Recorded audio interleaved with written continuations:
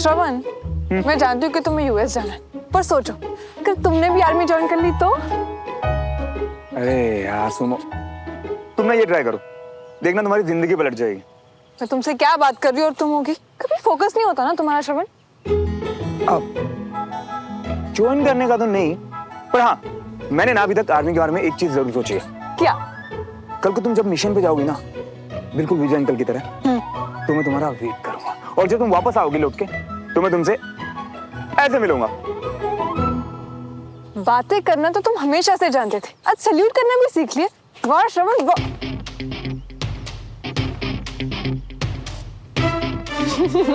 अब हंसी भी आ रही है। अच्छा अच्छा बच्चों, सुमो सुमो रुक, सुमो सुमन।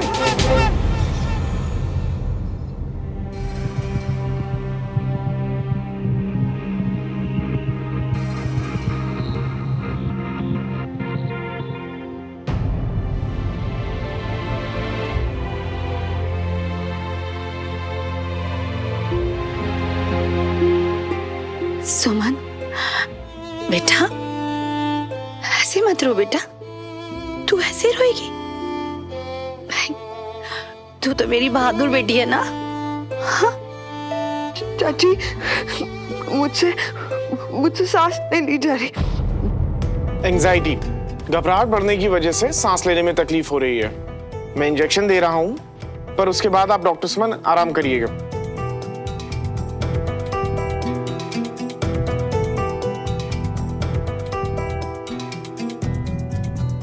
Take rest.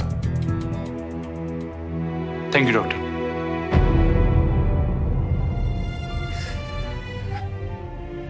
बेटा सुमन, बस अब तुझे ना हिम्मत रखने की जरूरत है। ठीक ना, सब ठीक हो जाएगा, श्रवण वापस आ जाएगा। वो मुझे मैसेज कर रहा था, 1 मिनट से भी कम लगता ना चाची, कर सकता था ना मुझे मैसेज कि वो मिशन पर जा रहा है। लेकिन बेटा उस वक्त वहां के कैसे हालात थे हमें क्या पता। हाँ, कोई पता कर नहीं चाहता चाची। पहले पापा, अब श्रवण, कोई मुझे नहीं पता था।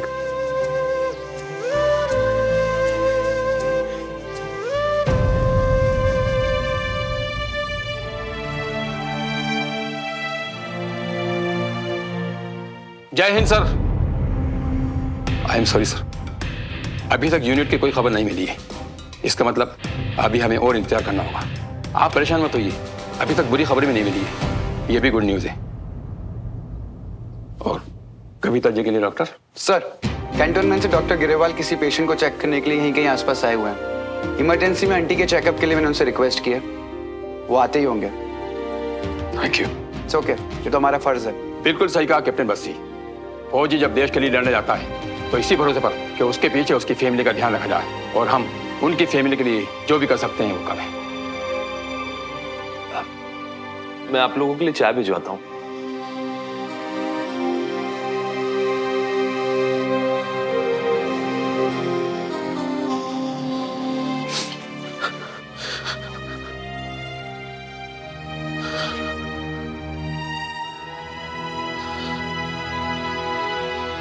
सुनिए, वो झुमरी थोड़ा मार्केट चली गई तो मैंने सोचा मैं ही कर देता हूँ, चाय बना देता हूँ। अब तुम जाओ, मैं लेके आता हूँ चाय। क्या बात है, मुझे नहीं बताएंगे?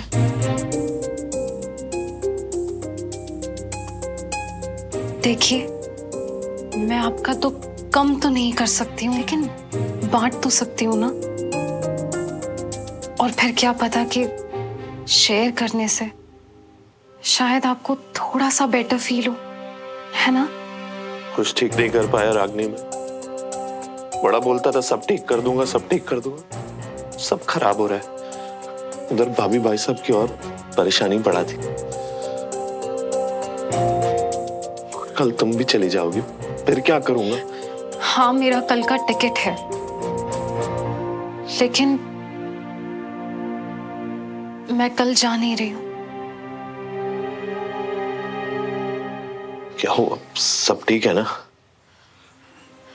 आप सब लोगों को ऐसी हालत में छोड़कर कैसे जाऊं? ये मेरी भी तो फैमिली है ना। अभी भाभी कैसी हैं? भाई साहब बात कर रहे हैं। चाय मैं कर देती हूँ। ले। मैं करता हूँ, तुम जाके भाभी को संभाल। ठीक है।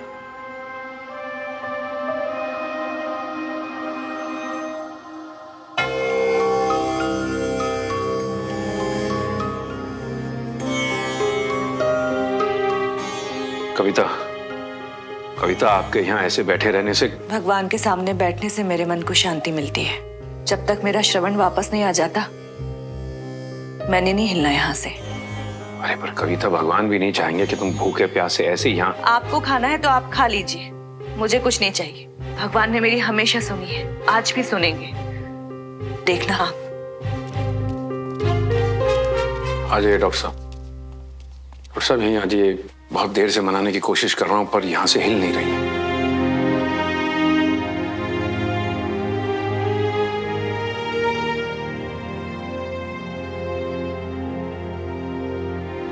ये सब लोग मेरी चिंता कर रहे हैं डॉक्टर साहब, मगर मुझे कुछ नहीं हुआ है। बिना बीमारी के आप दवा कैसे देंगे? बस नर्व चेक करना है आपकी।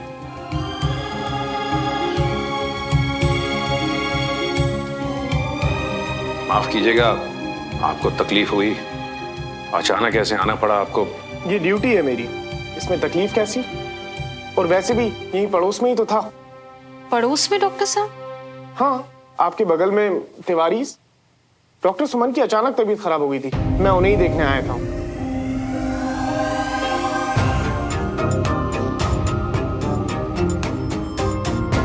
तबीयत ठीक है आपकी, इसलिए चिंता करने की कोई बात नहीं है। कोई दवाई नहीं, सिर्फ एक इंजेक्शन दे रहा हूँ। मैंने कहा ना आपसे, मुझे कुछ नहीं हुआ है। ना मुझे दवाई चाहिए ना कोई इंजेक्शन। कविता जी, आपने खाना खाने के लिए मना किया, मैं मान गया, पर प्लीज अब ये सब। मैं ठीक हूँ, मुझे कुछ नहीं हुआ है। अपने बच्चे का वेट कर रही हूँ बस। आप लोग मुझे अकेला छोड़ दीजिए।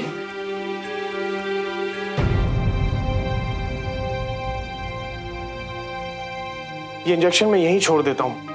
जब भी मैम तैयार हो, आप किसी भी डॉक्टर को बुलवा के इसे लगवा लीजिएगा, और इन्हें आराम की जरूरत है। अच्छी बात है डॉक्टर।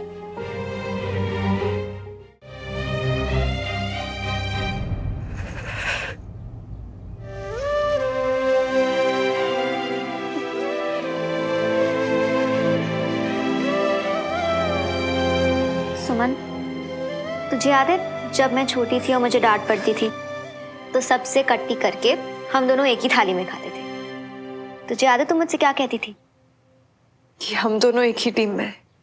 हाँ, तू खाएगी ना मेरे साथ? पर पहले आंसू पूछ। कंचा, श्रवण और मैं भी तो एक ही टीम में है ना, पर तेरे कहने पे मैं नीचे आ गई कंचा, पर मैं खा नहीं पाऊंगी। सुमन, बेटा सुमन, अगर तू खाना नहीं खाएगी तो क्या श्रवण जल्दी वापस लौट आएगा? बेटा, इंतजार करने के लिए भी तो ताकत की जरूरत पड़ती है ना। अगर तू बीमार पड़ेगी, कमजोर होगी तो हम लोग कितने परेशान होंगे। आई एम सॉरी चाची, मैं आपकी परेशानी की वजह कभी नहीं बनना चाहती थी, पर शायद मैं आप लोगों को समझा ही नहीं पाई कि मेरे लिए श्रवण। नहीं बेटा, हम ही नहीं समझ पाए तुझे, लेकिन आज जो तेरी हालत देखी ना, तो लगा कि शायद हमें तुझे और समझने की कोशिश करनी चाहिए थी। बेटा सुमन, तू एक बहादुर फौजी है, बिल्कुल वैसी जैसे तेरे पापा चाहते थे, हमारे विजय भाई साहब। पता है सुमन, तुझे हर मुश्किल से लड़ना विजय भाई साहब ने सिखाया। बेटा, अगर तू ऐसे खाना पीना छोड़ेगी ना, हमें लगेगा कि हम में ही कोई कमी रह गई। नहीं चाची, आपने और चाचू ने तो हमेशा मुझे बस हिम्मत ही दी है।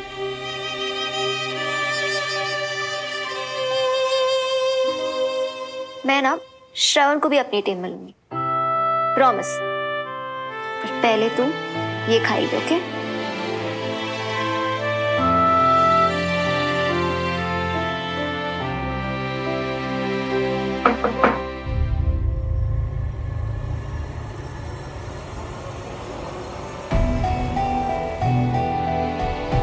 माफी चाहता हूं ऐसे अचानक आने के लिए। कोई बात नहीं, आइए।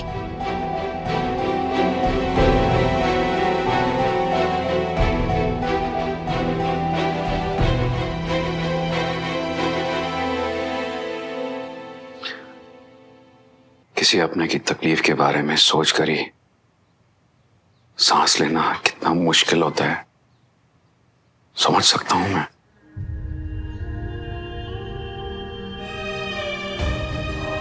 तुम्हारी हालत जो यहां है वही वहां कविता जी की है।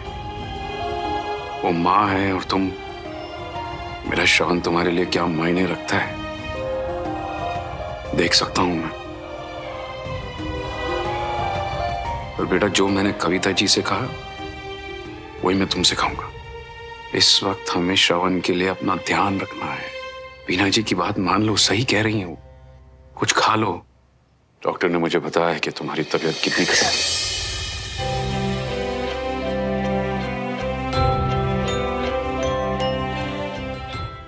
I'm sorry, I'm so sorry uncle.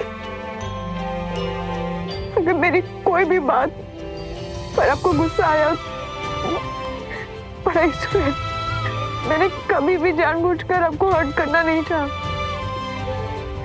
बस एक बार श्रवण वापस आ जाए, फिर अब जो भी। नहीं बेटा, अब हम किसी और बात की चिंता नहीं करेंगे, सिर्फ श्रवण के वापस लौटने का इंतजार करेंगे। अंकल, कविता आंटी ठीक है? बेटा, एक दिन में ऐसी दो खबरें सुनना उसके लिए आसान नहीं था। पहले तो श्रवण और तुम्हारी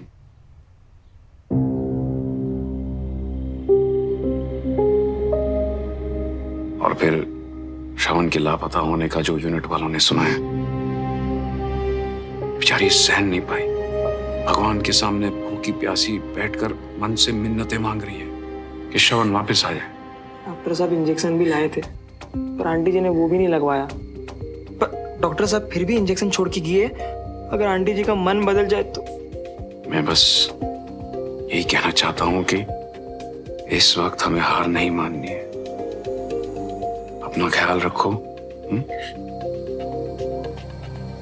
मैं चलता हूं।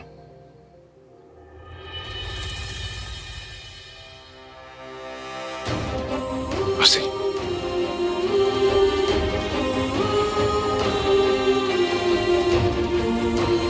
अपनी जवान बेटे की ऐसी खबर सुनकर तो कोई भी माँ, बेचारी कविता जी, भगवान उन्हें हिम्मत दे।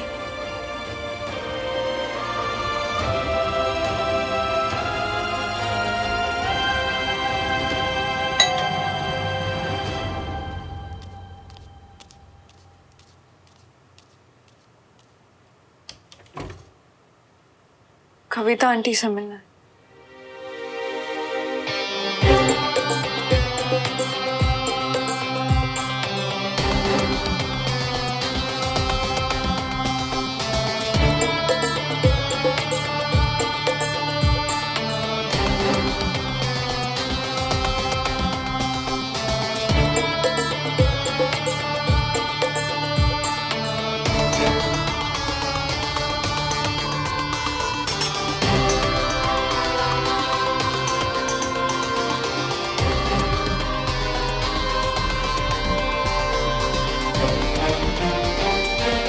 तुम क्यों आई हो यहाँ?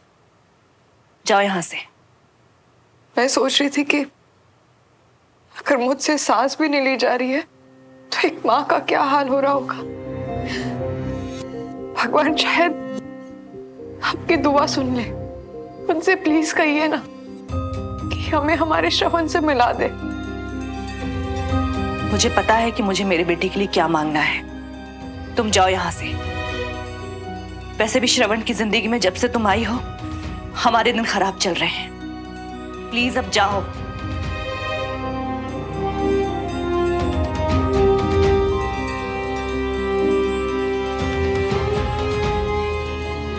ठीक है आंटी, अगर आप यही चाहती है तो फिर यही होगा। मैं चली जाऊंगी श्रवण की जिंदगी से दूर। बस एक बार प्लीज प्लीज भगवान जी से प्रार्थना करिए और उन्हें कहिए कि हमें हमारा श्रवण वापस कर दे, उसे सही सलामत वापस भेज दे।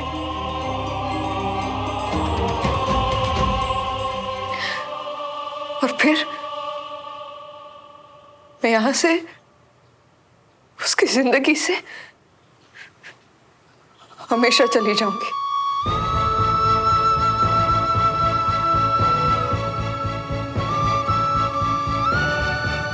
मैं उससे कभी नहीं मिलूंगी, उससे शादी भी नहीं करूंगी। प्रॉमिस।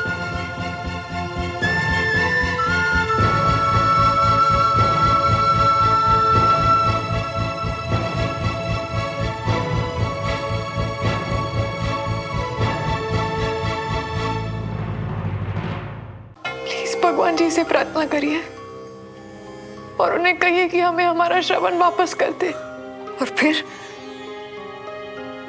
मैं यहां से उसकी जिंदगी से हमेशा चली जाऊंगी। मैं उससे कभी नहीं मिलूंगी, उससे शादी भी नहीं करूंगी। प्रॉमिस। पर आंटी, को प्रार्थना करने के लिए भी तो ताकत की जरूरत है ना।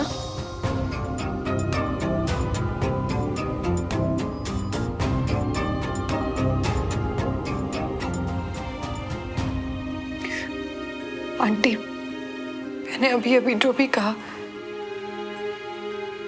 मैं वो सब सच में करूंगी। बस आप मेरी एक आखिरी बात मानेंगी? आप ये इंजेक्शन लगाएंगी प्लीज?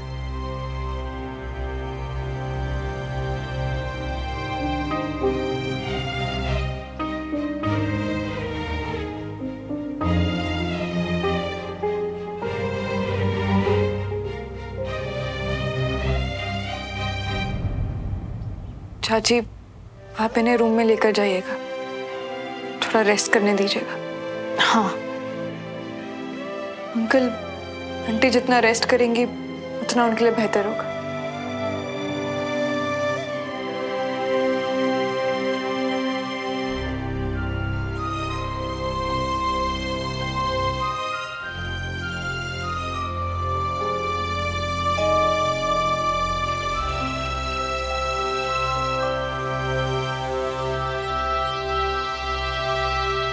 वीर, बेटा जल्दी आओ।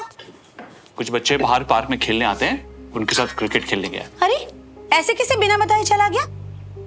सुमन ने अभी तक नाश्ते के लिए आपको नाश्ता देकर उसी को देने जा रही हूँ ऊपर।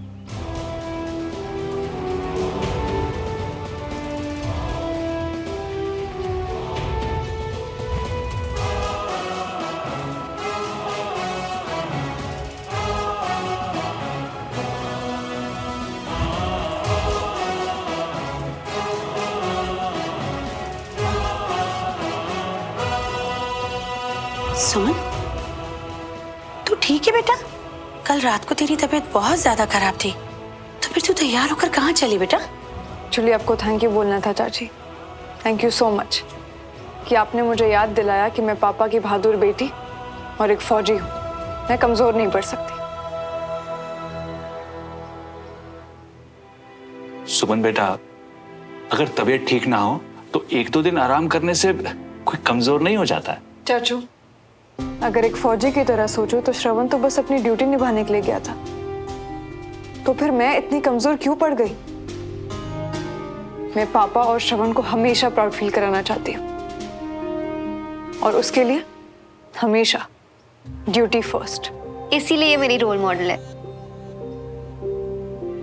हाँ, ड्यूटी फर्स्ट, पर उसके लिए ताकत की जरूरत पड़ती है और ताकत के लिए खाना पीना पड़ता है। तो चल पहले नाश्ता कर और फिर उसके बाद जाना।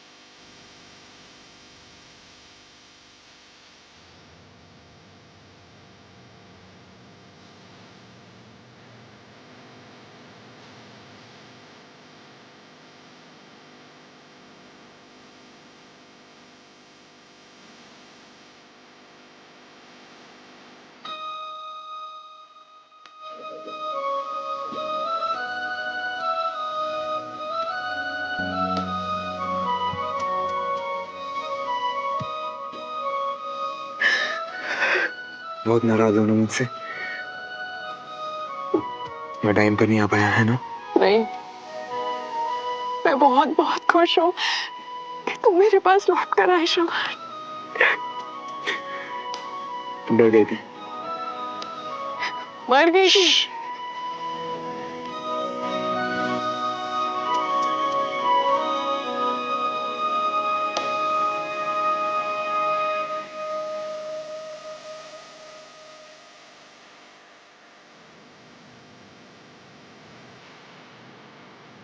श्रवण,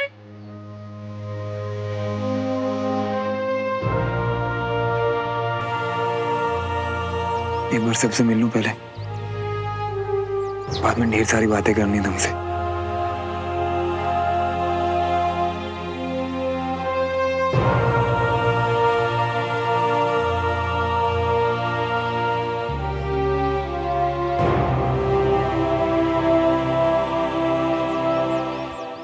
ठीक तो है शेर दा पुत्र?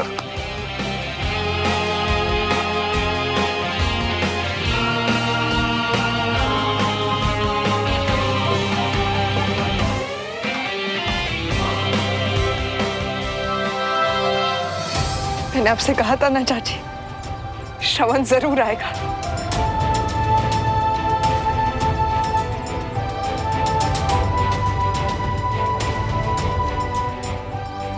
चल अंदर।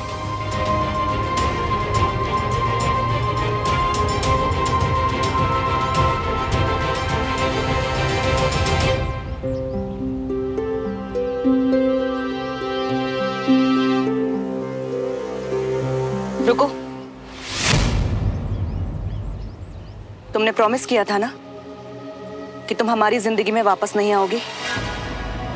बस एक बार श्रवण वापस आ जाए। मेरा पुत्र लौट आया है, तो मेहरबानी करके अपना प्रॉमिस पूरा करो।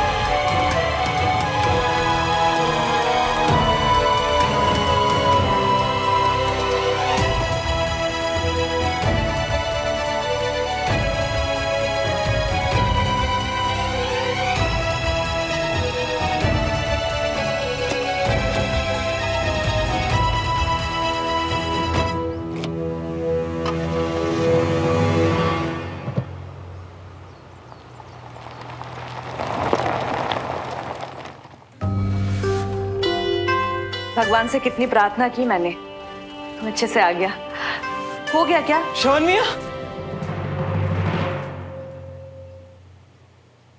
कैसे हो?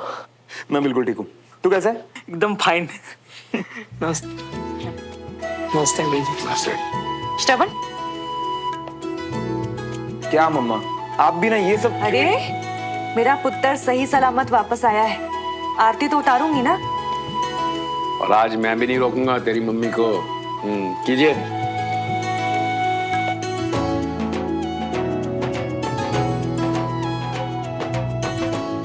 श्रवण, सीधा खड़ा रहना, आरती उतार रही हूँ।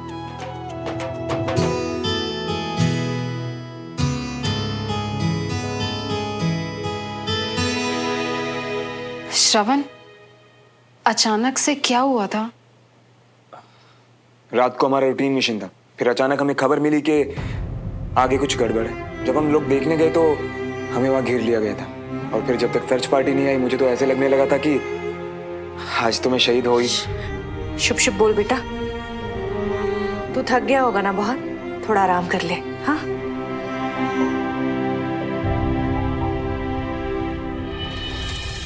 अच्छे से खा ले, इसके बाद ना एक गरम गरम आलू का पराठा और ले। नहीं मम्मा, अभी इतना खा लिया कि पेट दर्द हो रहा है बस। माँ के हाथों से बने पराठों से पेट भरता है, दुखता नहीं है। तो अच्छे से खा ले, उसके बाद आराम कर लेना, फिर माँ और बेटा मिलके खूब सारी बातें करेंगे। हाँ मम्मा, वो बात तो मुझे भी करनी है। आप लोग मुझसे नाराज होंगे ना? कि नाराज वराज नहीं है कुछ, हम बस खुश हैं कि हमारा बच्चा वापस आ गया। बातें तो होती रहेंगी बाद में। तू ये खा और आराम कर।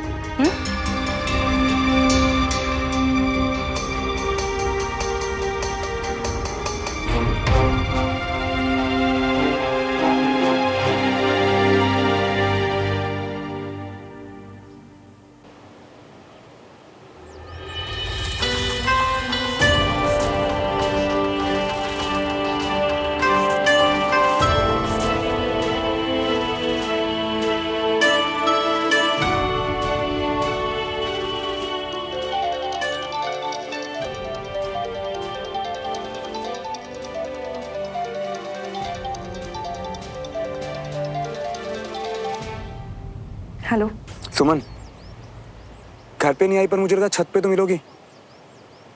कहाँ हो तुम? अभी के अभी ऊपर आओ। तुम्हें ठीक से देख भी नहीं पाया यार मैं। वो दरअसल श्रवण, मैं अभी नहीं आ सकती, कंटोनमेंट में हूँ। सुमन, मैं यहाँ घर पे और तुम। सुमन, हमारी शादी होने वाली थी, बहुत कुछ बताना था तुम्हें, बहुत कुछ सुनना था तुमसे। तो मैं यही हूँ ना श्रवण, हम मिलेंगे और खूब सारी बातें करेंगे।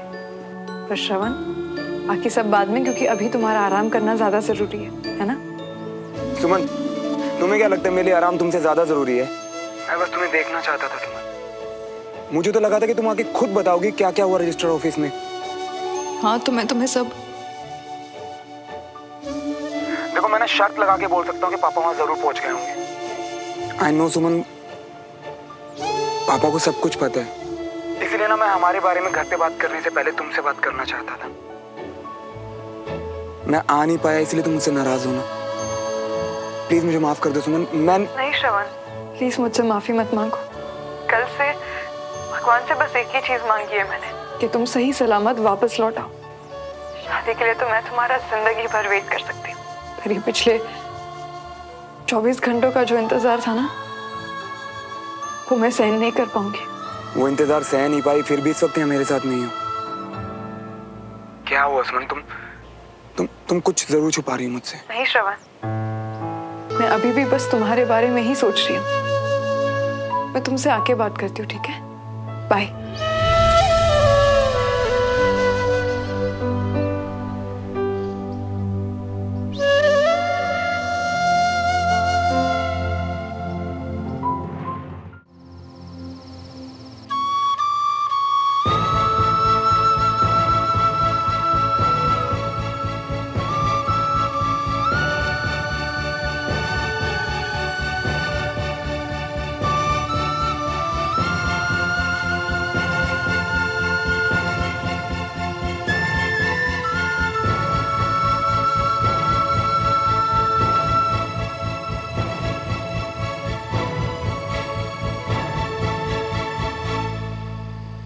आजा बेटा आजा।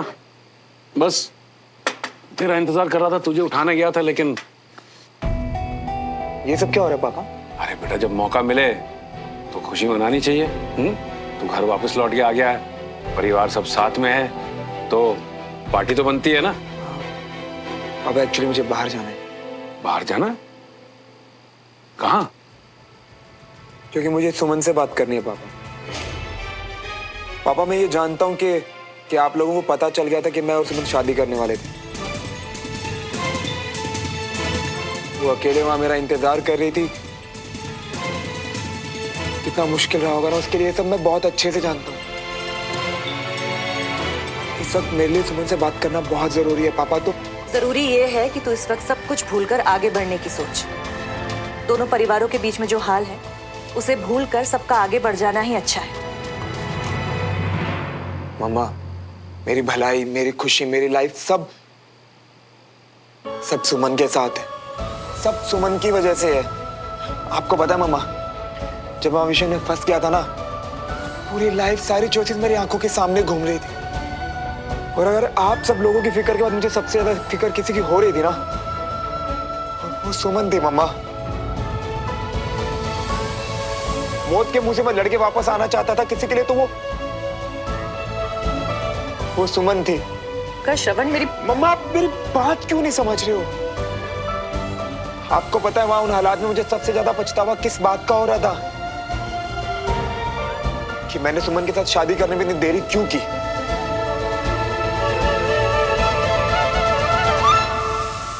कि अगर आज मैं यहां मर गया तो मेरा और सुमन का प्यार तो अधूरा रह जाएगा ना। इस बात का डर मुझे मौत के डर से भी ज्यादा डरा रहा था। मैं सुमन के बिना नहीं रह सकता पापा। उसके बिना जीना तो मैं सोच भी नहीं सकता। क्या ये मरने वरने की बातें कर रहा है माँ के सामने? अगली बार ऐसा करेगा ना तो कस के चपेट खाएगा मुझसे। देखिए मम्मा, मैं क्या महसूस करता हूँ, क्या सोचता हूँ, अगर ये मैं अपनी माँ को नहीं बताऊंगा तो किसे बताऊंगा? पापा, आपको मेरी आंखों में नहीं दिखता कि मैं सुमन के लिए क्या फील करता हूँ? मेरे दिल में सुमन के लिए क्या जगह है? सुमन के दिल में मेरे लिए क्या जगह है? क्या आपको सच में नहीं दिखता क्या पापा? आज जब मैं वापस आया तो मैं सिर्फ यही सोच रहा हूँ कि मुझे मिलने क्यों नहीं आई? उसने मुझे बात क्यों नहीं? कल हम लोगों की शादी होने वाली थी, मैं वहां पे नहीं आया, मेरी गलती थी। लेकिन आज जब मैं वापस आया तो तो उसने मुझसे बात क्यों नहीं की पापा? नहीं, इस वक्त मैं उससे बात करना जरूरी है पापा। मैंने मना किया था उसे।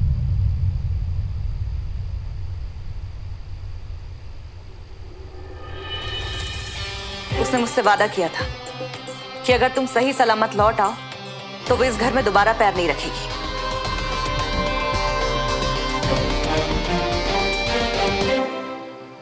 मम्मा, आप यही चाहती थी ना कि मैं वापस आ जाऊं, तो अम्मा आ गया मम्मा। पर क्या आपको ये देख के खुशी होगी कि वापस आने के बाद भी मैं दुखी हूं, अपनी जिंदगी सही ढंग से नहीं जी पा रहा। सही सलामत वापस आने के बावजूद आपका बेटा ना सही है ना सलामत है, तो क्या उससे भी आपको फर्क नहीं पड़ेगा?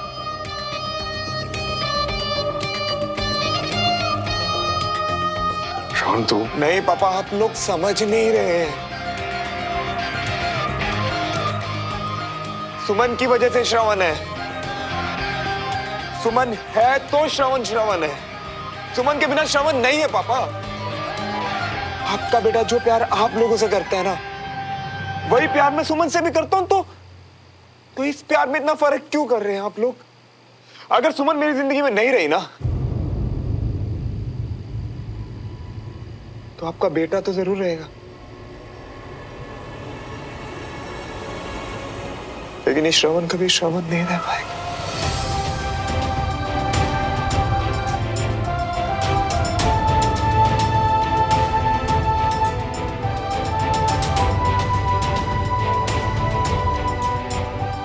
श्रवण,